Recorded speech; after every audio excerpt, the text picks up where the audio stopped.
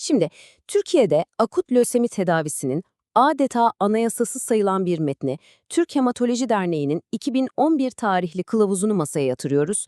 Birlikte bu kılavuzun gerçekten karmaşık bir hastalık olan löseminin teşhis ve tedavisini hekimler için nasıl anlaşılır ve standart bir protokole dönüştürdüğüne bakacağız. İşte yol haritamız bu şekilde. Önce genel bir bakış atacağız, sonra tanı kriterlerine, risk gruplarına ve tedavi yaklaşımlarına ineceğiz. Özellikle yetişkinlerde en sık görülen tür olan akut miyeloid lösemi yani AML'ye odaklanacağız. Haydi başlayalım. İlk olarak bu kılavuz neden bu kadar önemli ve temel yaklaşımı ne? Onu bir anlayalım. Bakın, bu kılavuzun arkasındaki güç, alanındaki en yetkin kurumlardan biri olan Türk Hematoloji Derneği. Bu ne demek? Şu demek, burada okuduğumuz her bilgi Türkiye'deki hekimler için bir standart oluşturuyor ve en önemlisi hasta bakımında bir tutarlılık sağlıyor. Kılavuzun kalbinde yatan konu akut miyeloid lösemi, kısaca AML. Sebebi de çok basit. AML, yetişkinlerde karşımıza çıkan en yaygın akut lösemi türü. Dolayısıyla bu hastalığı anlamak demek, aslında kılavuzun bütün ruhunu anlamak demek. Peki bir hekim AML tanısını nasıl koyar, nasıl kesinleştirir? İşte kılavuz bu süreç için çok net, adım adım bir yol haritası çiziyor. Tanı süreci adeta bir dedektiflik çalışması gibi düşünebilirsiniz. Her şey basit bir kan sayımıyla başlıyor, evet, ama kesin tanı için mikroskop altında hücrelerin tek tek incelenmesinden, kemik iliği analizine, hatta hücrelerin kromozom yapısını inceleyen o detaylı sitogenetik testlere kadar uzanan çok adımlı bir yol izleniyor. Şimdi gelelim kilit bir kavrama, tanının adeta temel taşı. Blast oranı. Ne demek bu? Bu oran kemik iliğindeki o olgunlaşmamış lösemik hücrelerin yüzdesini ifade ediyor ve tanının en kritik noktası da tam olarak burası. Ve işte o kritik rakam, %20. Kılavuz diyor ki, eğer kemik iliğindeki blast oranı %20'yi bulduysa veya geçtiyse tanı kesinleşir, akut lösemi. Bu morfolojik tanının altın standardıdır. Yani hekimler için tüm belirsizlikleri ortadan kaldıran ve tamam yol haritamız bu dedirten o net çizgi. Tamam, tanı konuldu. Şimdi asıl önemli soruya geliyoruz. Peki bu hastalıkla nasıl savaşılacak? İşte tam bu noktada tedavi stratejisi devreye giriyor. Bu da bizi çok temel bir soruya getiriyor. AML tedavisi herkese aynı şekilde uygulanan tek tip bir yaklaşım mıdır?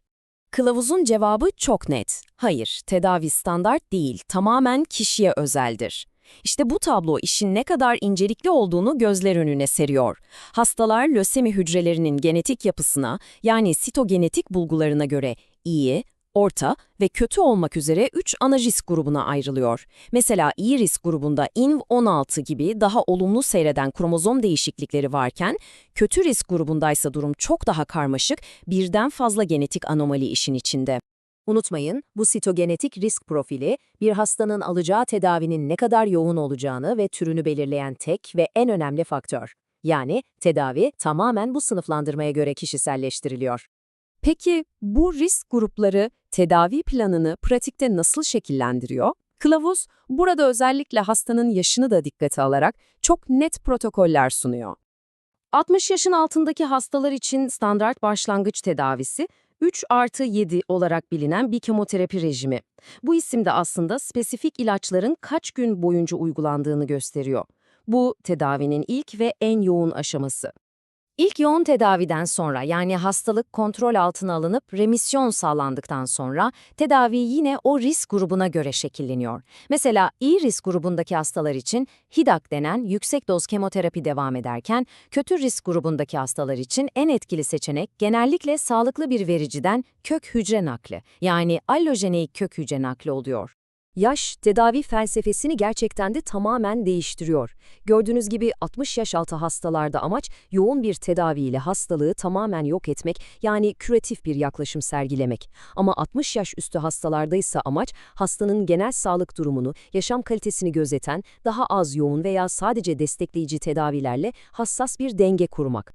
Şimdiye kadar hep AML'ye odaklandık ama bu kılavuzun ne kadar kapsamlı olduğunu görmek de önemli.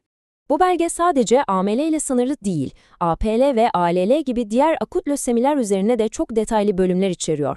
Hatta hem yetişkin hem de çocuk ve ergen hastalar için ayrı ayrı protokoller sunarak ne kadar kapsamlı bir kaynak olduğunu bize gösteriyor. Ve son olarak Akla şu ilginç soru geliyor. Yayınlanmasının üzerinden 10 yıldan fazla geçmiş olmasına rağmen 2011 tarihli bu kılavuzun getirdiği o risk sınıflandırma temeli, bugün kullandığımız daha da kişiselleştirilmiş, hedefe yönelik tedavilerin temelini nasıl oluşturduğu, işte bu bilimin nasıl sağlam bir temel üzerine inşa edildiğinin en güzel örneklerinden biri aslında.